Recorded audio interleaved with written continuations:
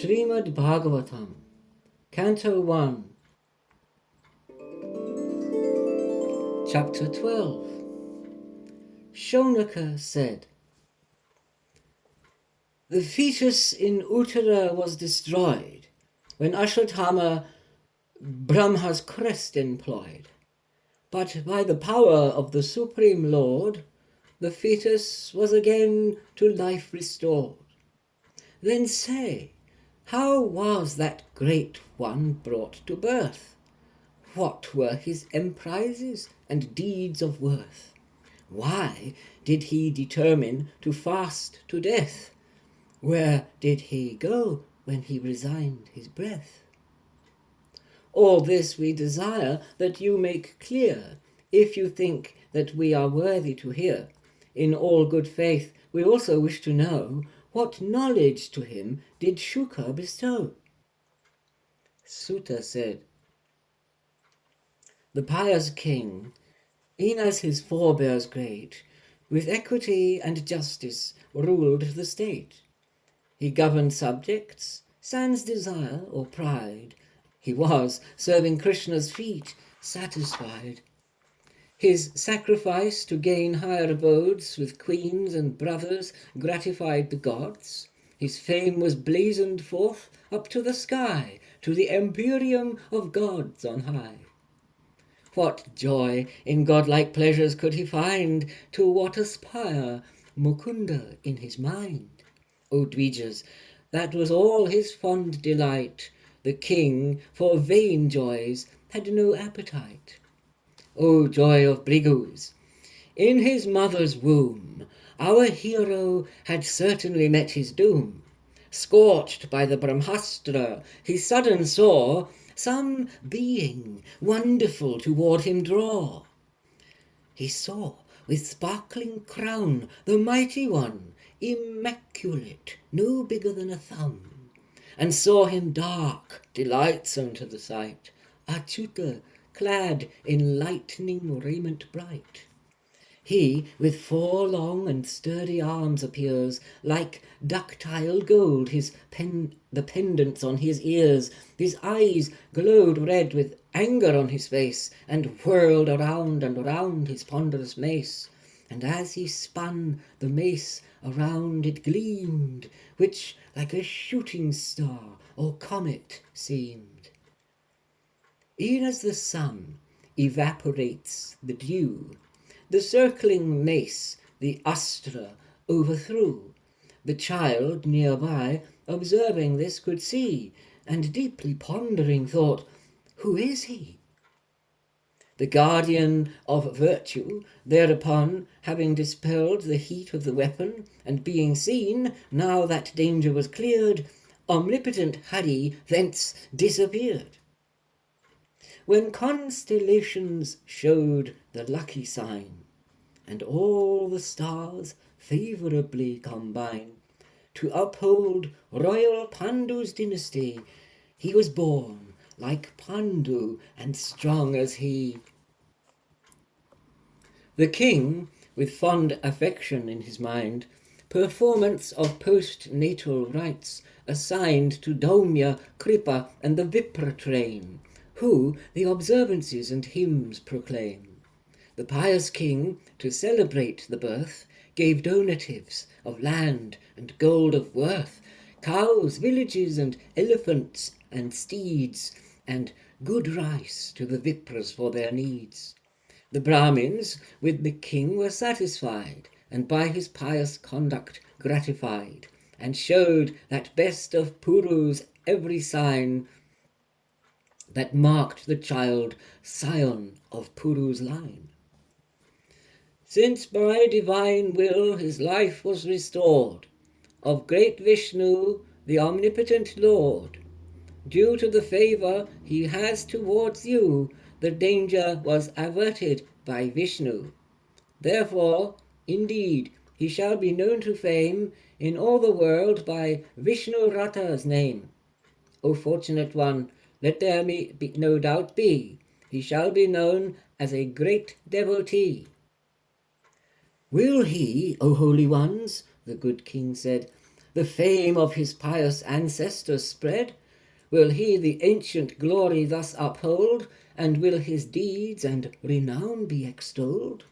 The Brahmin said, O Pritha's son, indeed this child shall bring succours like Ikshwaku, the ancient king, and son of Manu, and for truth will be e'en as Rama, known as Dasarathi. This child with gifts supplicants will maintain, like Shibhi of Usinara's domain. Like Dushyanta's son, for sacrifice known, he shall augment the dynasty's renown. In archery he shall great skill attain, equaling both of the Arjunas twain. Like flames he will be irresistible, and like the ocean unsurpassable. He will be like the lion strong and bold, fit for resort, like Himalaya cold, enduring as the earth and forbearant, and even as our parents tolerant. Like the grandsire in equanimity, gracious as the mountain divinity, refuge to all beings he will afford, as goddess Rama resorts to the Lord. This child with all virtues will be possessed, as Krishna's adherent he shall be blessed. Like Rantideva, most magnanimous, in virtue like Yayati the righteous. In endurance like Bali he will be, like Prahlada, Krishna's fond devotee. Oft he shall perform the horse sacrifice, revere the elders, and take their advice. This sage-like king will get good sons, and he will reprimand the person of Kali. The wicked he will chastise and restrain, righteous conduct in the world to maintain.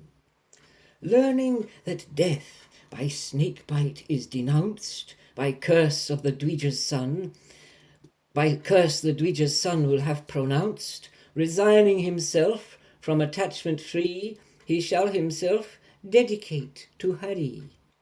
He shall inquire of that righteous one, the immensely sagacious Vyasa's son.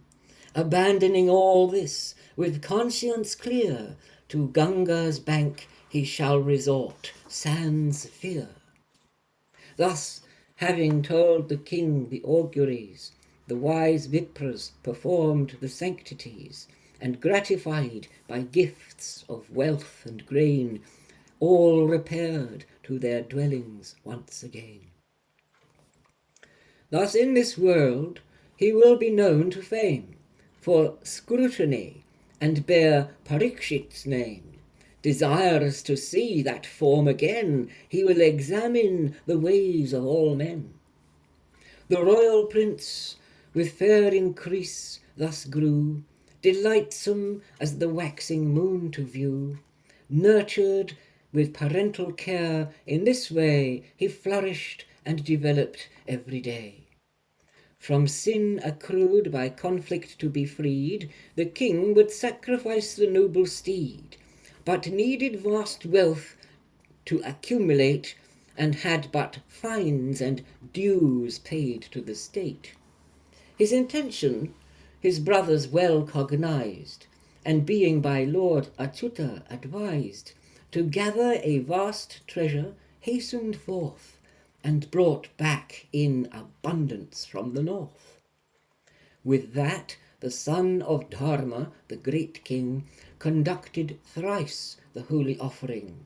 Apprehensive for his expiation, he worshipped Hari, the Almighty One. He did the Lord illustrious invite to participate in the holy rite. The Dvijas for the king officiate, and thereby all the sin did expiate. A few months there the Lord delighted spends, to please with his good offices his friends. He did from the king and Krishna receive, and relatives his permission to leave. With Arjuna and Yadus in array, to Dwaravati he betook his way. Thus ends chapter 12 in book 1 of the great and glorious Bhagavat Purana, the text beloved of swan-like saints, sung by the son of Vyasa.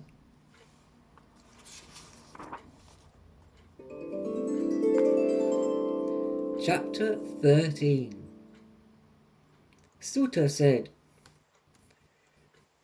Vidura had travelled on pilgrimage and met with Maitreya, the holy sage. From him the knowledge of the self acquired, then to Elephantopolis retired. When Kshatta had Kosha Rava much plied with diverse questions, he was satisfied. Exclusive love for Govinda he gained, and from all further questioning refrained. When before his relatives arrived, beholding him immense joy derived, the pious king and brethren forward drew Dhritarashtra and his son Yuyutsu, at the Sutta, Sharadwata and Pritha, Draupadi, Subhadra and Uttara, Kripi and, O Brahmins of worthy fame, their wives and their sons and their daughters came.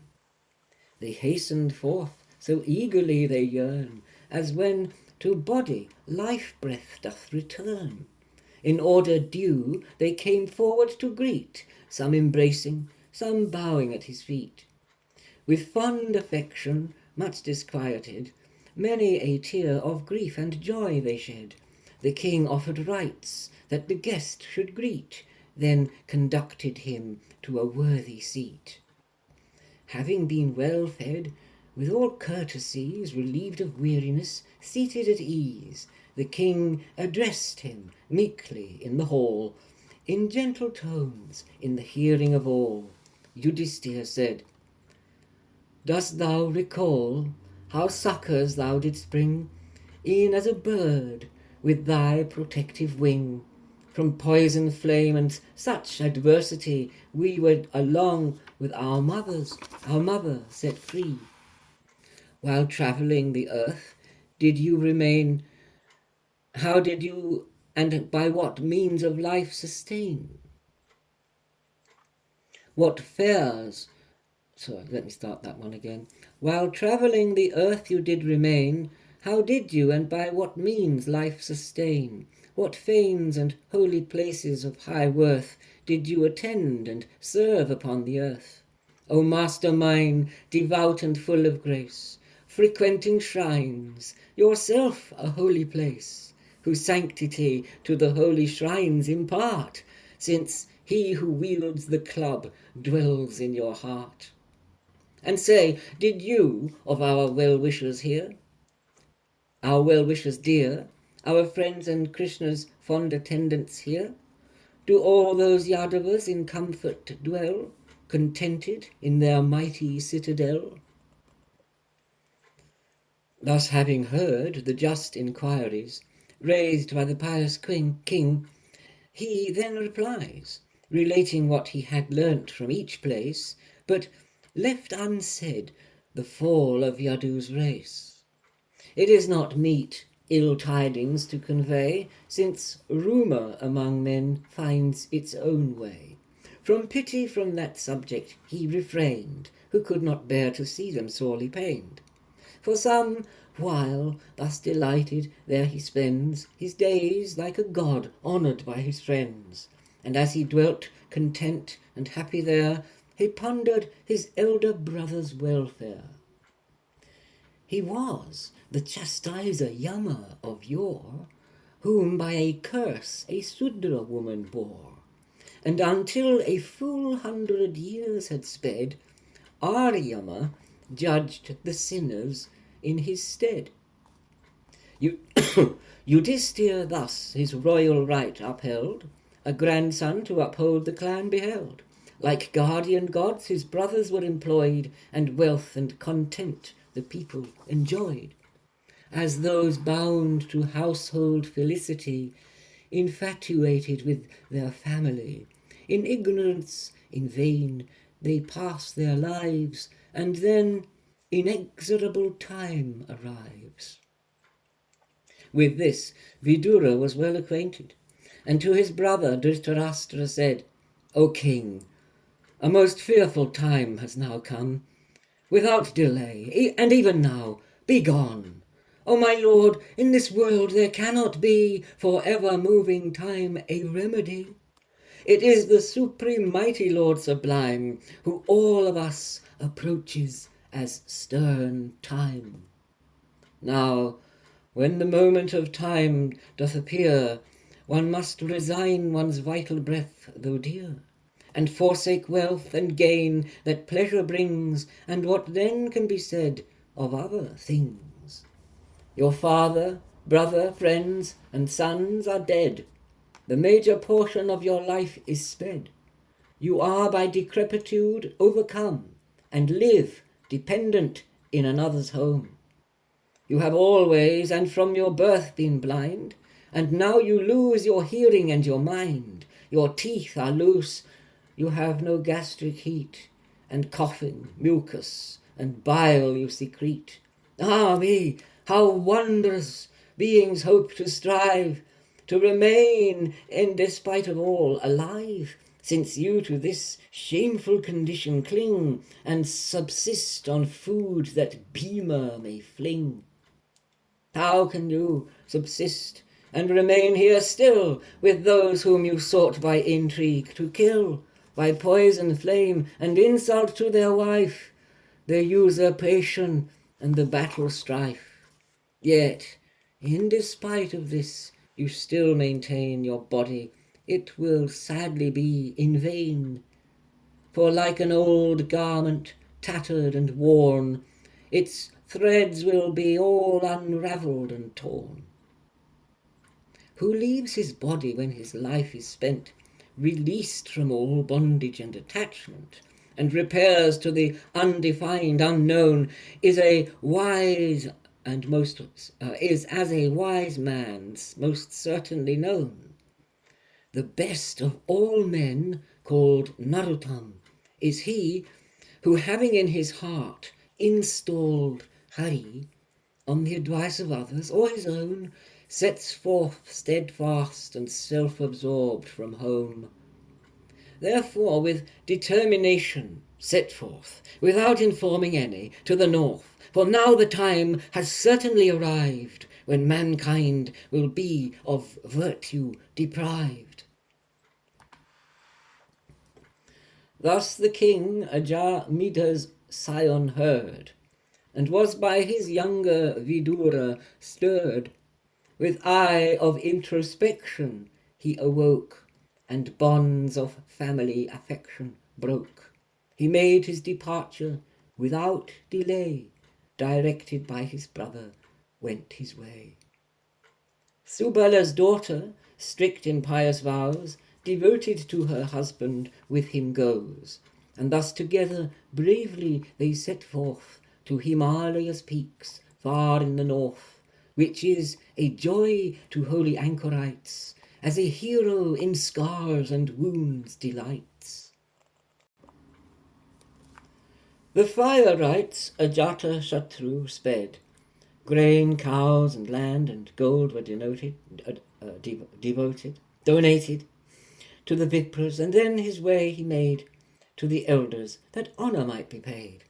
But there, when he arrived, he could not see his uncle and his aunt chased soberly. He spoke unto Sanjaya, seated there, who was distraught and fraught with anxious care, and, O son of Gavalgana, he cries, where is our uncle of the sightless eyes? Where is our aunt, of all her sons bereft?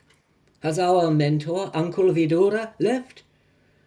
Has the bereaved lord and his grieving wife, disconsolate and despairing of life, haply for ingratitude I have shown, now leapt into the Ganga's flood to drown? Oh, where have our dear aunt and uncle gone, who fostered us and gave us protection? When Pandu died, we were orphans bereft. Where have they gone from here? Why have they left? Sutta said, the suitor sat in grief agitated, now from his fond master separated, and due to distress and perplexity, he was unable straight to make reply. Then with his hands he wiped the tears that rose, and gradually his mind he did compose. He thought of his master disquieted. Then to the king Ajatasattu said, Sanjaya said, I know not, O delighter of the Kuru clan, what your elders intend, or what they plan. The mighty armed and Gandhari have gone, and I have been deceived by what is done. Now even as he spoke, sudden appeared with Tumburu Narada the revered. The king with his brothers rose from his seat, the sage with honour and respect to greet.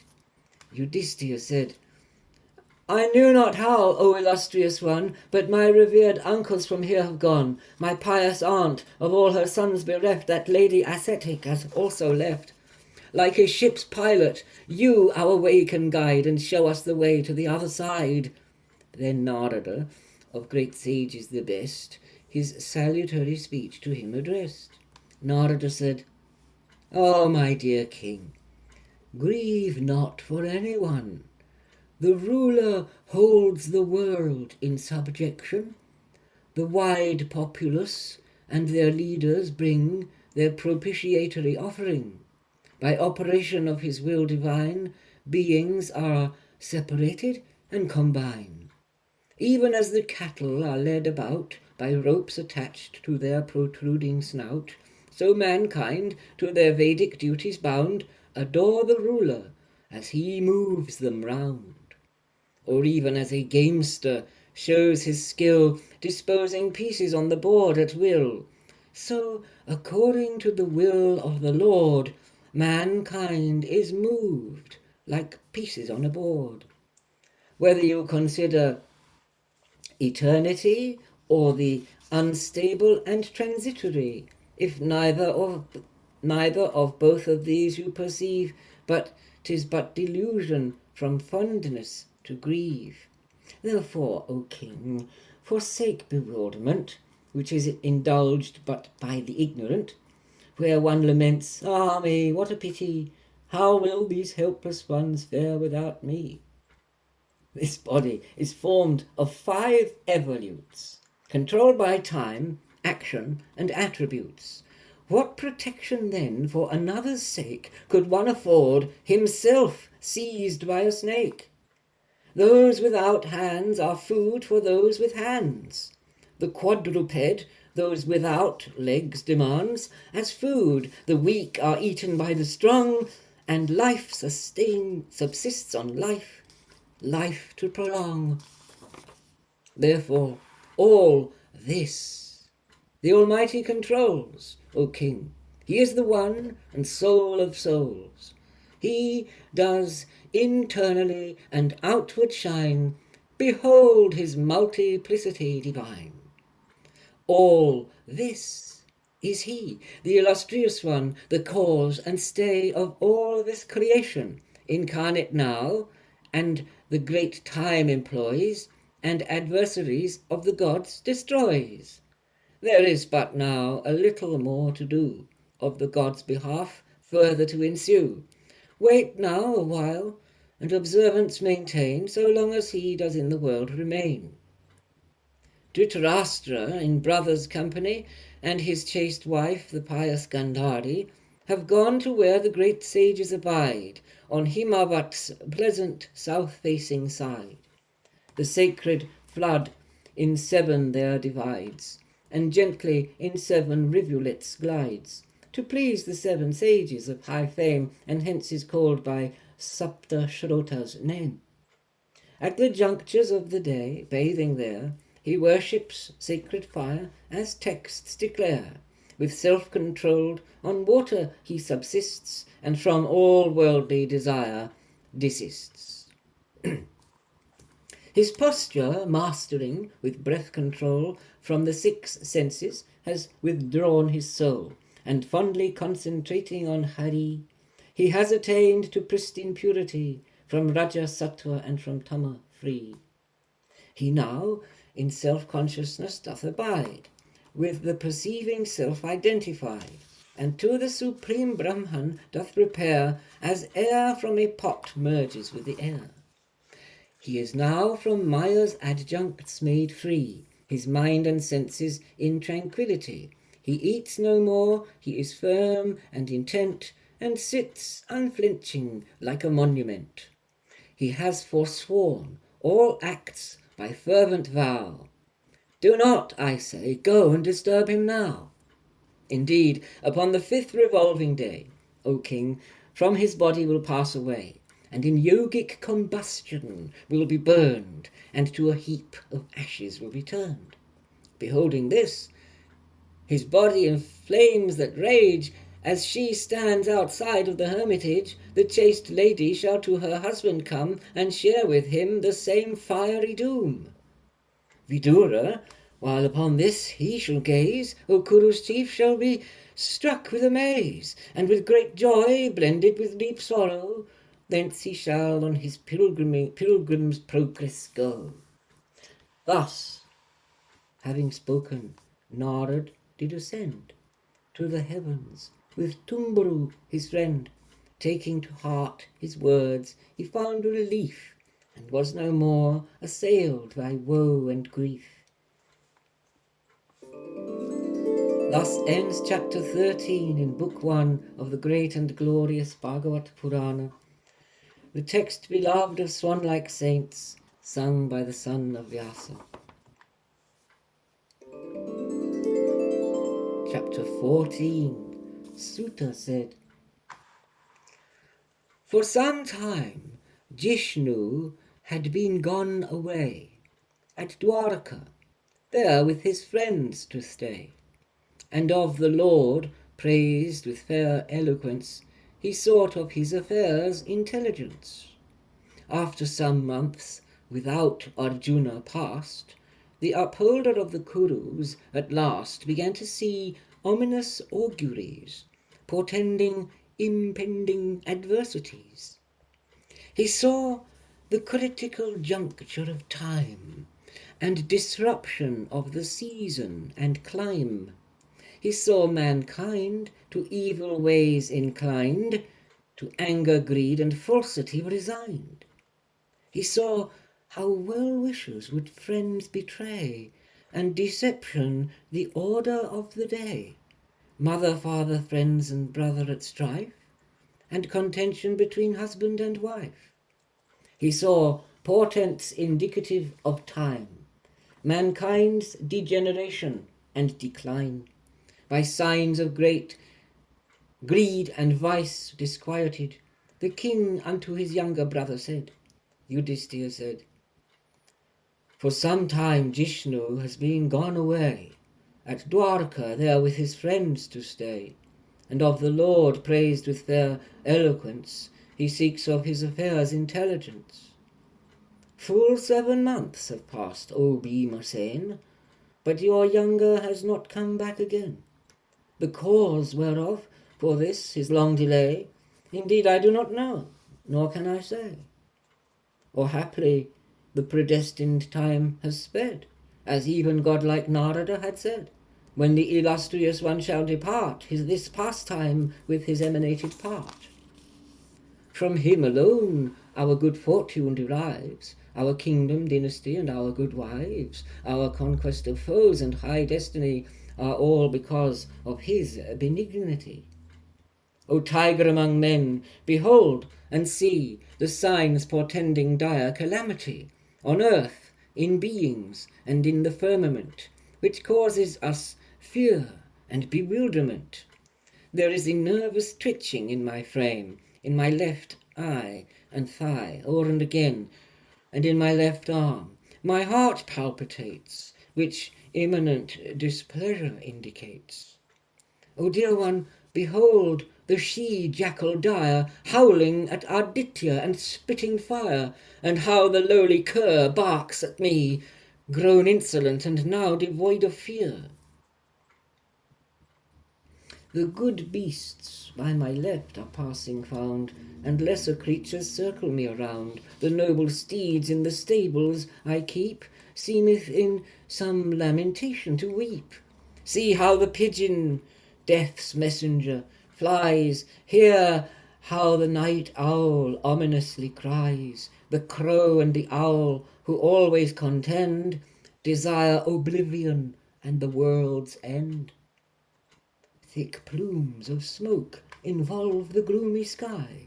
Earth trembles with her hills and mountains high. The lightning flashes forth a livid shroud, and thunder rumbles where there is no cloud. The violent wind dusty particles sheds, and all-involving darkness gloomy spreads. Then gathering the cumulus again seemeth to shed a ghastly blood of rain. The blaze of the Surya's rays fall in decline. Planets and stars in contention combine. All creatures seem to lament bitterly, scorched in the flames of dire adversity. The rivers, lakes, and flowing streams are stirred. The mind in such confusion is disturbed. The sacred ghee no longer flames ignite. Oh, what is this that occasions affright? The calves drink not from cows whose teats are dry. The cows themselves no longer milk supply, but weep with tearful faces standing round, and bulls no more enjoy the pasture ground. The icons in the temples seem to grieve. They weep, perspire, and seem ready to leave. The peopled cities, towns, and villages, the forests, quarries, and hermitages have ceased to be with joy and plenty blessed. What evil shall be to us manifest? I think these portents of calamity augur insufferable misery, as earth is no more by the Lord's feet pressed, and thus is of her fortune dispossessed. While thus the king was in perplexity, observing the signs of adversity, the monkey-bannered hero of high fame, returning from the Yadu's city came. He saw him bowing at his feet his head, with unwonted sorrow disquieted. He looked down as one who misery bears, and from his lotus eyes shed streams of tears. The king saw how his younger's heart was pained, whose face with tears and pallor was distained, and recalling Narada's speech distressed, in the midst of friends words like these addressed. Yudhishthira said, those in Anarta's city dwell, our dear friends, living happily and well. Madhus, Bhojas, Dasarhas, families, Arhas, Satwatas, Andakas, Vrishnis. Does our grandsire happily remain, spending his days, the worthy Surasen? How does great Anakadundabi fare, our uncle, with his younger brothers there? How are his wives, the 7 sisters fair, led by Devaki? Speak of the welfare of sons and daughters-in-law that there dwell. Are all of them content and faring well? Is Ahuka with his brethren, the king, who had a wicked son, now prospering? Are Akrura, Hridika and his son, Jayanta, Sharana, and the mighty one, Gada, Satrujit, and the family now dwelling in peace and prosperity? And how is Rama, the Almighty Lord, the one by all the Sattvatas adored? How is the car warrior eminent, Pradyumna? Is he at ease and content? Is he of the most profound expertise Lord Aniruddha, dwelling there at ease? And what of Krishna's sons and his grandsons, those puissant heroes and courageous ones, Susena and Charudeshna, and he, Samba, the great son of Jambavati? Of Srutadeva, Uddhava, pray tell, are Nanda and Sunanda faring well, and all those adherents of Lord Sauri, the extended Satvata family? Do they abide in peace, free of alarms, protected by Rama and Krishna's arms? And do they ever recollection bear of us, their friends, and ask of our welfare? is Govinda, the illustrious one, who bears for his devotees affection, in the Sudharma hall seated at ease, surrounded by his friends and devotees. To bless the world and all therein to grace, in the broad ocean of the Yadu race, the primal one did on the earth descend, with Ananta, his other self and friend, who gives all protection from scathe and harm by his heroic deeds and mighty arm, and all those Yadus who with him abide regale as those who in heaven reside. Those damsels who by service to his feet, like Satya, even the gods could not defeat, and 16,000 damsels in fair train enjoy the bounty of heavenly gain, and were more blessed than the consorts of he, the mighty thunder-wielding deity. Those Yadu heroes were free of alarms, protected by his victorious arms, and all their adversaries did defeat, tramping upon them with their haughty feet. Those mighty potentates and heroes all foregathered in the grand Sudharma hall. Oh, say, what ails thee, dearest brother mine? You no more with your wonted lustre shine. Have you been slighted, or even disdained? For certainly you have there long remained. Have you with vile reproaches been accused, or with unfriendly conduct been abused? Have you been shamed, with incapacity to succour suppliants with charity? Or have you failed to succour and to spare those deserving of your protective care? A Brahmin, child, a cow, or an old man, those afflicted, and a helpless woman? Have you approached an unfit damosel? Or have you failed to treat a damsel well? Or have you been assailed in the affray by bands of lowly vassals on the way?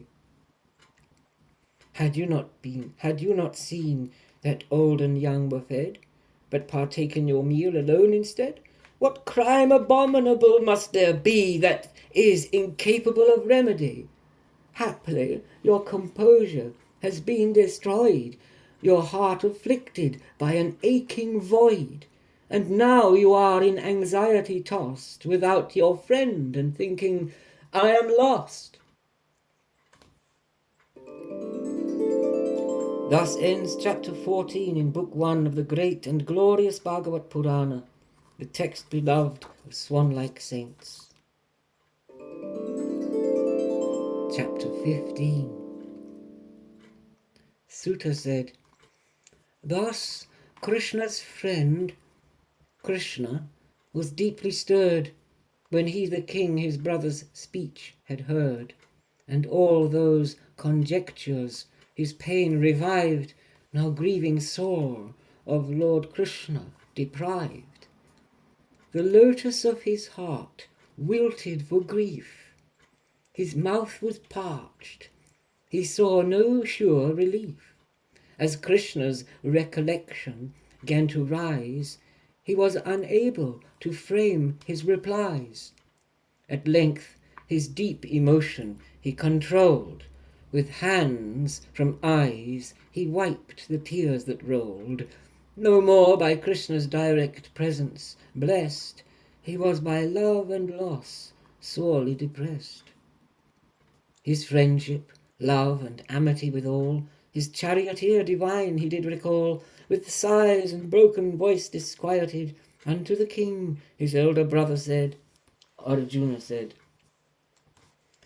O king, I have by Hari been deceived, with whom I had a fond friendship conceived, and my power derived from him is spent, which in the gods occasioned wonderment.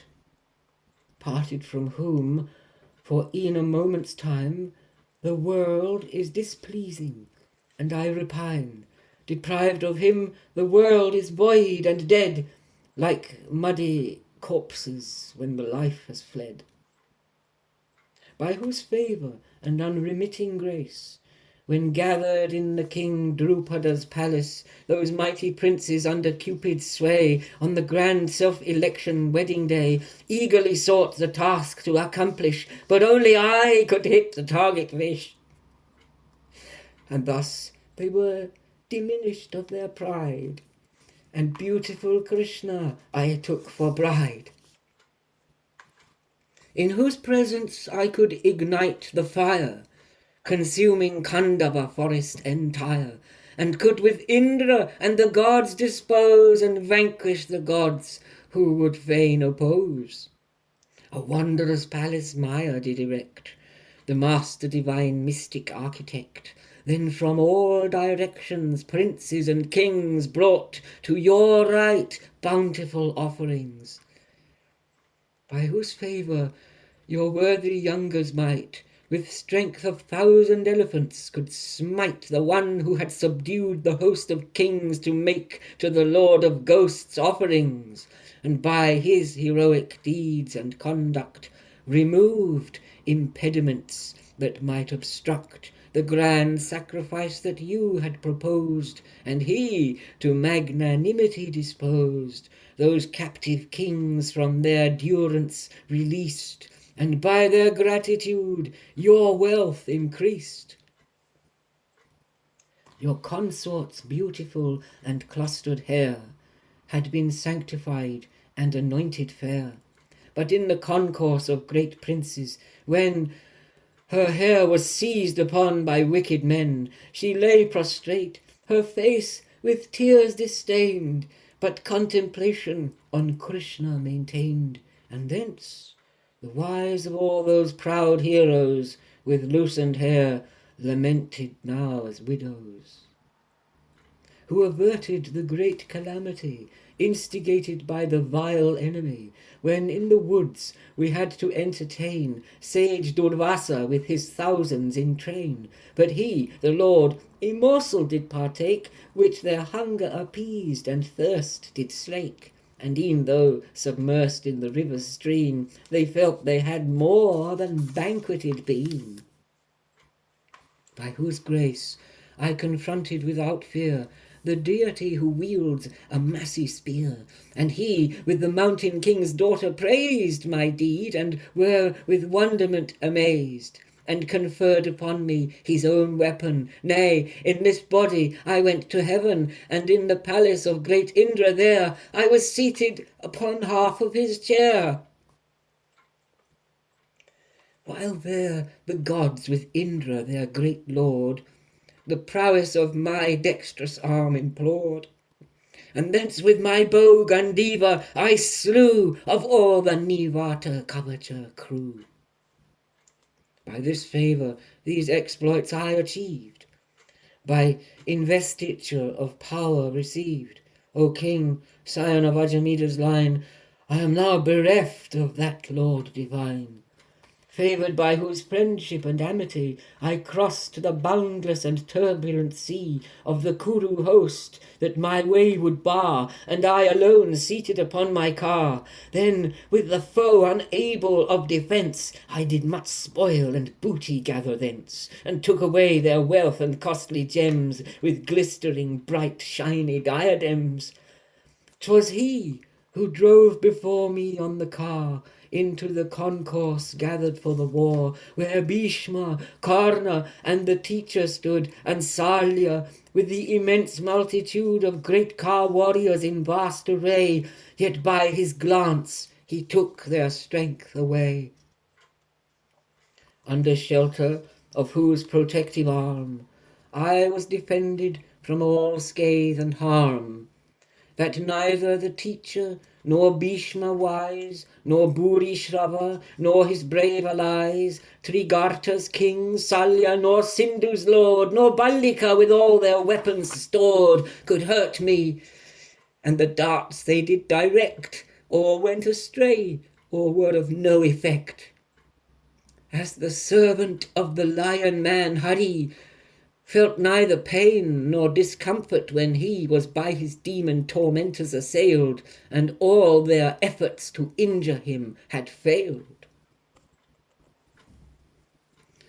From folly and confidence I enjoyed the Supreme Lord as my driver I employed, whom the wise serve and salvation entreat by worship of his lotus flower feet. Yet while I stood defenceless on the ground, to let the horses drink.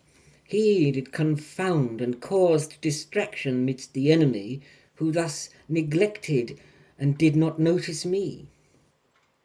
His pleasant conversation and his wiles, attended with his amicable smiles, when he would address me or would commend, O Partha, O Arjuna, O my friend, O Kuru's joy, thus versed in friendship's art, his recollection touches deep my heart. And thus, O king, the whelming pain I bear, without Madhava, fills me with despair. Reposing or reclining on a chair, or strolling with him in a garden fair, dining with him, my one beloved most, I would before him impudently boast. But he, like a true friend, with friend forsooth, would say, indeed you speak the very truth. Or like a father with his wayward son, would suffer all and grant his benison. And since he is so gentle and so wise, my presumption he would not scrutinize. Thus even I, O King of kings, depend on my supreme and illustrious friend, but now of his divine presence deprived, my bosom friend, some herdsmen have contrived to ambush me, escorting on the way the queens whom I had been sent to convey, and the Lord's consorts safely to conduct, but those herdsmen were able to abduct. This is the bow, the arrows, this the car, the horses these, most excellent by far, and I the same, who admiration stirred in mighty kings, who high honour conferred.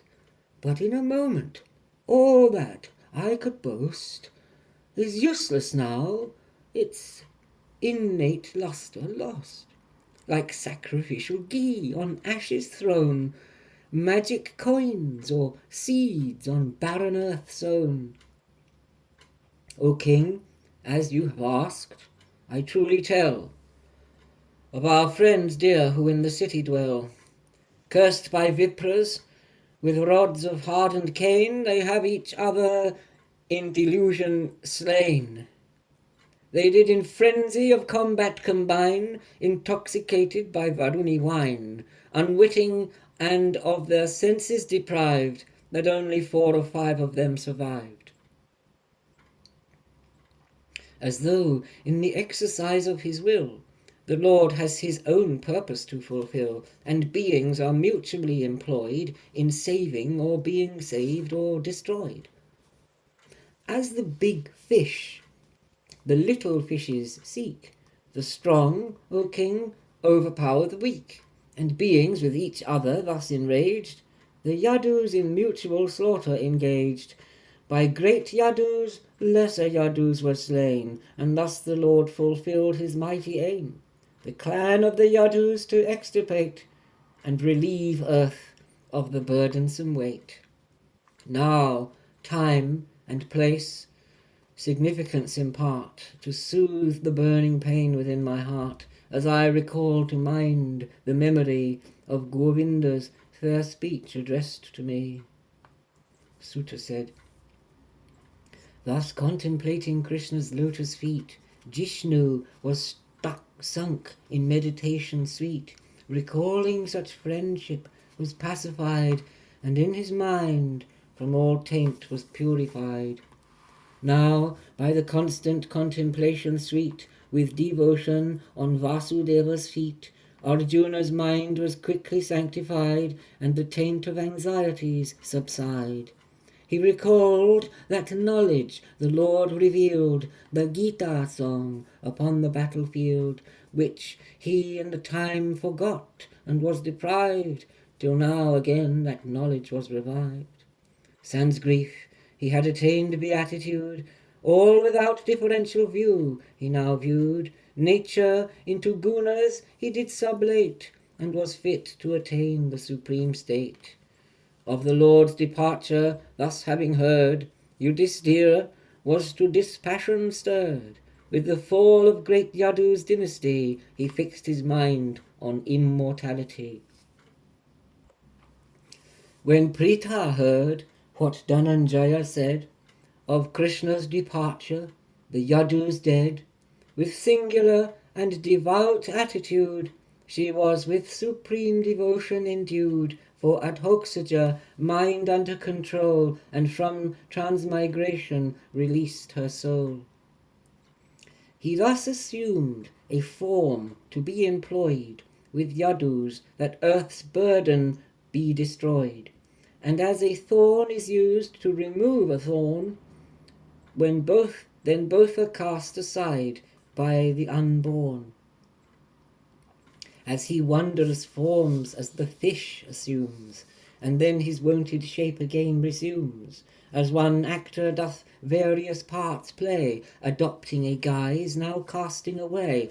The burden of the earth he removed anew, and having done so, his person withdrew.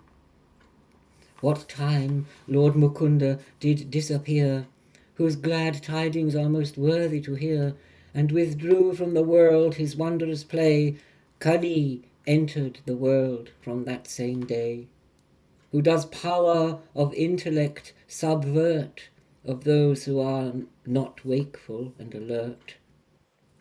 Yudhisthira could wisely deliberate, observing in the city and the state, in every home and each person, forsooth, the rise of unrighteousness and untruth, iniquity and hate and violence, and dressed himself for his departure thence.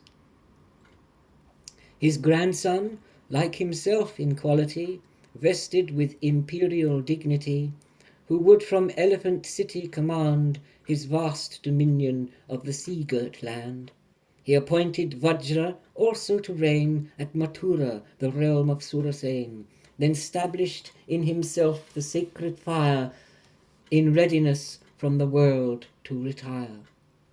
He discarded his fine royal raiment, removed from his person each ornament, sans ego sense, devoid of worldly hopes, and endless attachments binding ropes, his speech into his vital breath consigned, and sense perception drew into the mind. The body into the five did sublate, and was aloof from the conditioned state.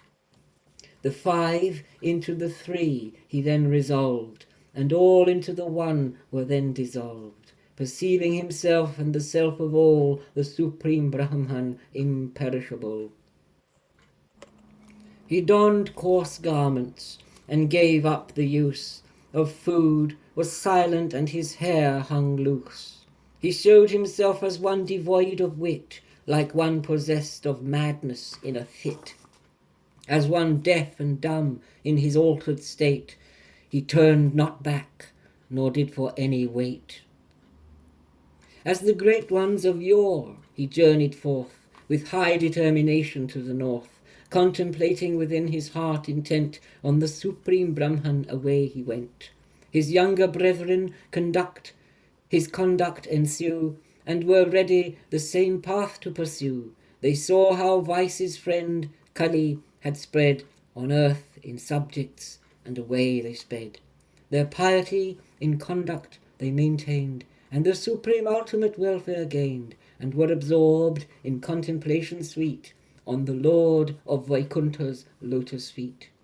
By such contemplation they were endued with pure devotion's high beatitude, and by their exclusive meditation attained the realm of mighty Narayana.